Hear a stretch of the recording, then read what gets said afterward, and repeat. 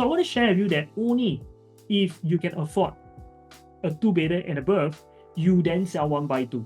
Because if not, that one that you're left with, which is a 1-bedder or even a studio that you can afford within a 900K, quantum, likely you can only sell to 3 different prospects, as I mentioned in the video just now: retirees, bachelors, or even investors, right? They're not going to pay you your premium. Okay, all of you get it right is PPP. Don't acquire more assets for the sake of acquiring more. And of course, with that, the estimated budget is also about 2.5 million to give you a fair comparison here so you can see clearly. Then, of course, once you have done this right, then what you're going to move on next? It's basically, of course, over here, less profile as mentioned, we'll move on to the next season, which is season 3. So in season 3, imagine you get flip well every 3 to 4 years within your 36 to 46 years old. You would have actually have quite a bit of equity on hand. What season are you guys, or which seasons are you guys at right now? And this is very important. Right now, I'm going to share with you, there are 4 different seasons for us to do the right thing at the right time so that we are able to apply our profile transcending from A, B, C, D, and then to 2.0. And what is this 2.0, right? Over here, this is how it looks like. At the bottom axis here, you see time measured by your age: 26 to 36, 36 to 46, 46 to 56, and 56 to 65 years old. On the left axis, you will see progression, and this is how you progress with time based on your assets in position. The very first phase where we look at in terms of seasons, your first season, is where the objective is to earn your first pot of gold in real estate. This very first portion is where typically people will go through the BTO route or the executive condominium route, because these are heavily subsidized. And some go through the private route as well. This is where you try to get your first pot of gold. Of course, the private route, you got to make sure that you buy in the right urban transformation zones, framework, high potential gems, and of course, understanding the different price segment, right? Which is what you learned just now. It's very, very tricky. Once this is done, the very next phase is where you go into 36 to 46 years old. And typically, people are trying to achieve 2 outcomes. One would be progression in your asset class. The other one is accumulation, where you own more properties. So depending on your origin in season 1, if you're season 1, you own a BTO, likely you got to sell that to own one more. And if you are looking at the profile of family needs, likely you will just do a direct progression, and that's where you will just upsize. You trade your BTO, you buy straight in the private property. And this private property is both you and your both husband and wife name, and you want to use it for stay and also investment. And typically you will spend around 2 to 2.5 million for this property because you want size as well. And that's it. Your spend for this property is higher on one property since it is not split into 2. And that's it. Because of that, your profile of who you can sell to next time in terms of prospect will also be a lot more. But there are also people who doesn't go from the BTO route. They come from the EC or private route. They could either sell and buy 2, or if not, they decouple and buy 1 more. Okay, and that's where we go into accumulation. Accumulation is where they sell 1, buy 2, or not decouple and buy 1 more. And usually the stay one for stay and 1 for investment. Typically, the stay would be the property that they would pay more, right? Would you all agree? Would you all pay more for your stay property, or would you all pay more for investment and you leave very little for your stay property? Would you pay more for your stay property? If yes, just type yes inside the chat. So I know that you would actually typically pay more for your stay property. Typically, right? Then the leftover crumbs, then you go and buy your investment. That is how it works. That's how it looks like. Just to share with you.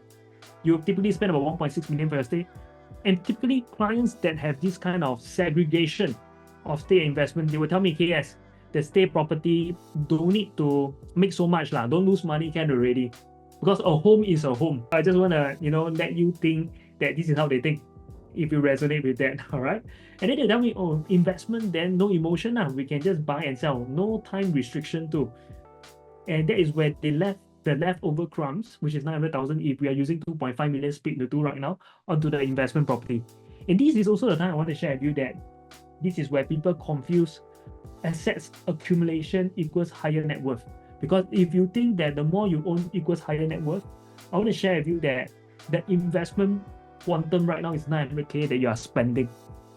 Comparing to the progression buyer who is using 2.5 million on this property that they don't mind exiting maybe 3-4 years down the road.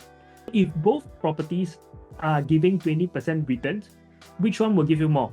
The one that go into progression buying 2.5 million on the returns of 20% per annum, or the one that went into accumulation, only have $900 to spend on investment and get 20% returns on 900,000. Just type in your answer. P equals the one that progression makes more. A equals the one that accumulation, spending 900,000 makes more. Okay, just type in your answer inside the chat. So I know this is where you know how to do it right. Okay, there's a rule, man. Don't do it wrong. Once you do it wrong, you're stuck. And I see many people who own two, because they left over the crumbs for investment, they get stuck. So I want to share with you that only if you can afford a 2 beta and above, you then sell 1 by 2. Because if not, that one that you left with, which is a 1 beta or even a studio that you can afford within a 900k quantum, likely you can only sell to 3 different prospects, as I mentioned in the video just now: retirees, bachelors, or even investors, right? They're not going to pay you your premium. All of you get it right, is PPP, right? So that's it. Very crucial here. Don't acquire more assets for the sake of acquiring more. And of course, with that, the estimated budget is also about 2.5 million to give you a fair comparison here so you can see clearly. Then of course, once you have done this right, then what you're going to move on next? It's basically, of course, over here, less profile as mentioned, we'll move on to the next season, which is season 3. In season 3, imagine you get flip well every 3 to 4 years within your 36 to 46 years old. You would have actually have quite a bit of equity on hand, especially if you have 2 properties on hand and both properties are, 2 betas and beyond. You will likely lower your commitment. That means you will drop your mortgage commitment. And that's where you will have a passive income strategy. You apply that strategy of passive income, because that's where you are able to get what? Cash flow, right? Because if you don't, and you are at your season 3 at 46 to 56 years old, when your loan tenure is so little, and you are getting you are paying so much higher, you wouldn't be able to get a positive cash flow. Because you lower your commitment, you are then able to take lesser than 55% loan to the property value. And that's where you can stretch your loan all the way to 75 years old. And that's how people who are at that age do it, by doing it right on their 2nd season, and hence they're applying the passive income strategy on their 3rd season. They are able to get cash flow because they stretch their tenure and lower their bank loan. And that's where they will be able to enjoy financial freedom, because financial freedom comes from whatever cash flow that you have that is positive, that are able to pay you for your lifestyle, right? This is where a lot of my high net worth clients tell me this thing. He says that, KS, many people want to have passive income as early as their 1st season. And we both agree that rental doesn't get us rich. It just helps us to get us by. You agree, right? What really get us rich is knowing how to exit a business and investment and flip it. We increase the value and then we flip it. As long as you are in your season 1, you want to get it right. Season 2, knowing how to flip. Don't do the passive income strategy in your season 1 and season 2. You're expending your time for money. How many of you are getting the gist of what I'm trying to say so far? If you are getting it, just type get inside the chat, so I know that you are getting what I'm trying to say. Awesome. Okay, because this is very high level, and I'm saying it here because I want you to really do it right at the right season. Because if you're not doing it right, you then be falling into the trap of thinking you're getting income right away, but actually you're not, because the fact that you're spending time for money, you're not going to grow equity. Awesome, right? We have seen Susan, Lisna, Clement, and of course Mi Hong as well. Awesome. And moving towards the next stage, before we go into season 4, I want to share with you that there's a lucky few that can go into season 2.5. That means in between season 2 and season 3. So what is this secret 2.5 or season 2.5 here? This is where people are within the age group of 38 to 48. And what they are able to do right now, they are able to accumulate 2 and then buy 1. So they exit the 2 properties and then buy into the 1, which is right now the landed. More equity is achieved through the sale of both property to acquire a landed property. And this landed property literally allow you to unlock more possibility with growing equity or growing value, such as equity loan, buying in trust, and legacy planning. So you can see that we can actually execute the legacy planning and buying in trust as early as 38 years old, only if you are able to do that step right. So don't just keep on buying properties, condos after condos after condo. You are not going to progress rightfully. In fact, I've seen people that actually sell their landed to buy 2 condos before. And that was so sad because their landed eventually went up exponentially, and the condo that they bought into, which is new homes and they are renting out, they actually did not enjoy that growth, and they have to keep on paying and paying, because first they pay for their rental, then they pay for progressive payment. And if they had stayed put in their landed, they would have made at least 1.5 million more, without doing anything, without paying. And that's so important, because only when you know your season, you will then do the right thing. And of course, moving on to the fourth season, if you've done everything right, guess what? You're no longer chasing shiny items. You're basically very spiritual already, because money is no longer a problem to you. You've done what you need to do. Okay, and that's where you have the Bill Gates of the world, the Jeff Bezos of the world, whatever, that they are all caring about the world problem. Okay, they are world-centric. They are no longer ego-centric. What they are looking at is their purpose, because they are probably at the last lap of their life already. They are looking at meaning. They are looking at mission. What are they here for? They want to create an impact. They can do their missionary work already at the point in time, and also they can then contribute beyond self. And that's the time that they will also plan their legacy. So if you realize this is 56 to 65, and if you can done season 2.5 earlier on, you can actually plan your legacy as early as 38 to 48. And if you realize people who are doing season 4 in their legacy, 56 to 65, are also, doing a legacy for their children when they were 56 to 65, their children are also around the age of 26 to 36 as well. So this comes in tandem as you plan your property journey along the way. So buy your property with purpose, not just buying and selling without knowing where you are heading, right? So how many of you felt that what I just shared so far give you a clear roadmap of how you are going to grow your asset? If that's you, just type what I'm saying here makes sense, okay? Or me, okay, makes sense is MS. You just want to type me also okay, okay? You don't want to just doing for the sake of doing. Many people are just going through Notion without knowing what's the end goal. We need to know the end in mind, and once we know the end in mind, we know where we can rest. After you get a lender, you can rest a little. You don't want to just keep on buying every 3-4 years to do that. It's so fun, it's so tiring. It's like a marathon, right? You want to rest at some point and then you continue going. That's it. We want to go on to beneath it all. This is how it looks like. So I think one of you were asking how does season 3 looks like. This is how it looks like. And this clear roadmap will allow you to move from one asset class to the other very intentionally. You don't want to do it just by following trend hypes or what everyone else is doing. Right now, the next question here is to able to make it into an applicable tools for you.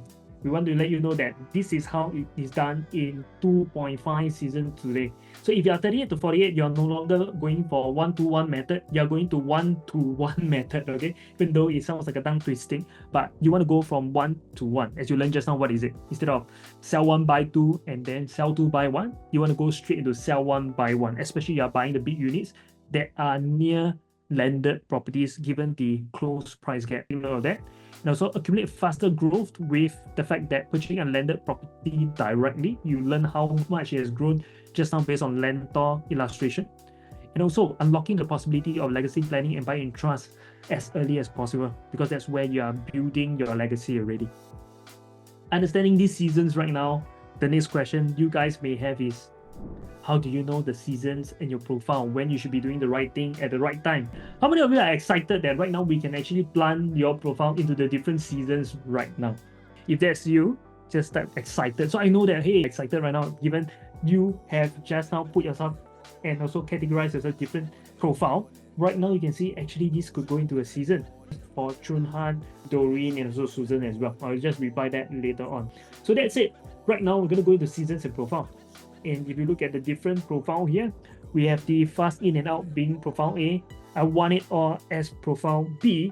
My family come first as profile C, and the cash flow investors as profile D. And of course, profile 2.0, you're going straight into a landed already. That's what it looks like, which is the season 2.5, right? Okay, so that's it. How does that look like for people who are in their season 1, which is trying to find their first pot of gold? Typically, you are under the profile A and B. You want to fast in and out, and you want it all. And this is where you buy under this category of under your season 1. So you want to make yourself dress yourself as a certain profile that you are applying these particular seasons right there. Season number 2, where you go into progression and accumulation, this is where you go into A, B, C, and also 2.0, if you can do so, because that is also trending the age of 38 already. You have done it right. typically for 2.0, in your season 1, you should likely be owning a private property already to make that come true.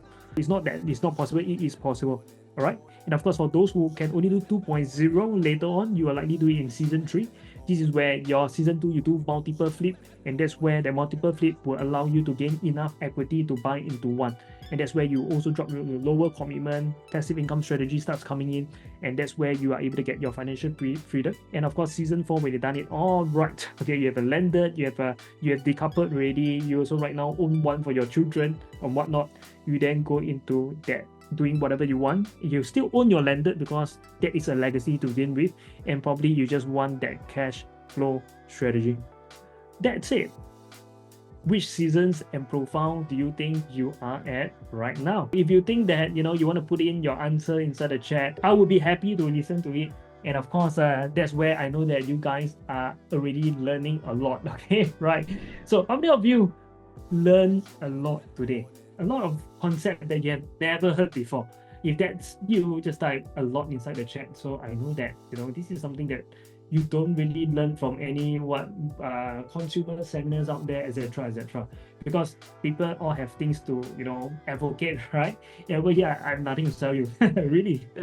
And why are we doing this? Because we really want to give you context of how to see things from a different frame.